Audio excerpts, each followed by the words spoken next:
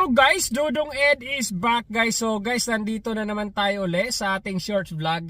Guys, it's 10 PM already and uwian time na. But before we will go, I should have to say this. It's hard for me to say this, but I observed for 2 weeks. Grabe guys, it's getting worse.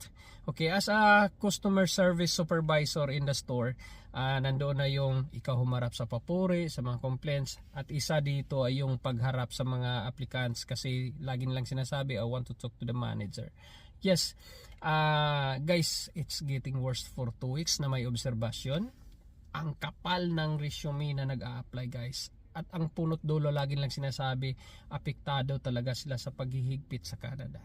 So kung ako ang tatanungin ngayon guys, for my observation in 2 weeks, wag muna kayo mag-Canada guys. Stay put muna kayo kung saan kayo ngayon. Diyan muna kayo. Mahirap sabihin pero totoo eh. Diyan muna kayo. I-enjoy muna nyo